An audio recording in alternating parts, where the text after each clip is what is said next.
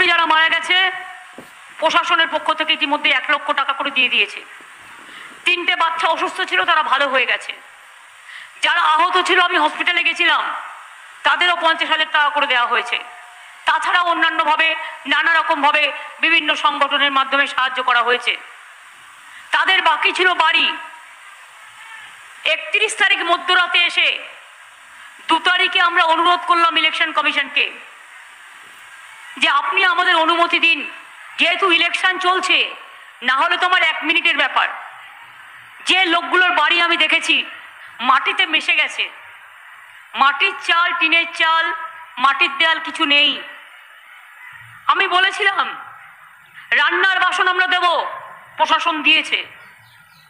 শাড়ি, জামা কাপড়, বই যা লাগবে দেবে, চাল ডাল যা লাগবে দেবে। কিন্তু ওদের বাড়িটা বানানোর জন্য বাংলার বাড়িতে আমাদের যে 1,20,000 টাকা প্রভিশন আছে সেইটা ওদের দিতে দিন। আমরা চিঠি লিখে পারমিশন চেয়েছিলাম, অনেক দিন হয়ে গেল,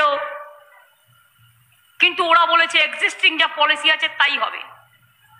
এক্সিস্টিং পলিসি আগে কি ছিল? ড্যামেজ হলে 5,000 টাকা, পুরো নষ্ট হলে 20,000 টাকা। ওইটুকু দিয়ে কি হবে? বাড়ি হবে? 20,000 টাকা বাজারে নিয়ে গেলে কটা টিন কিনতে পাওয়া যাবে? 20,000 টাকা করে সরকার দিয়ে দিয়েছে। কিন্তু আজকে আমি সরকারের সিদ্ধান্ত জানতে পেরেছি, প্রশাসনের, এবং এটা বলতে গিয়ে যদি মনে করেন কেউ আমার বিরুদ্ধে কেস করবেন, করতে পারে। গরিব লোকের কথা বলতে গিয়ে আমায় কেস করতে এলে আমি 1 বার নই 1000 বার খাবো।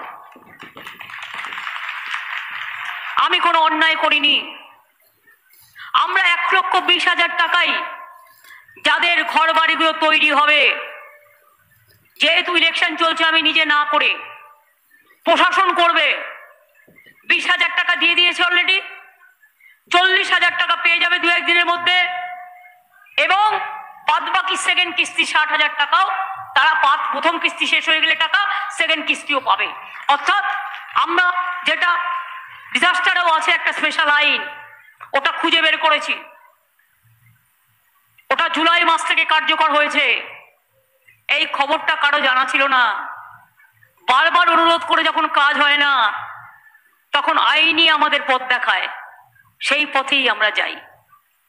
আমি অন্তত এটা ভেবে খুশি যে তারা একটা মাথার উপর ছালা পাবে।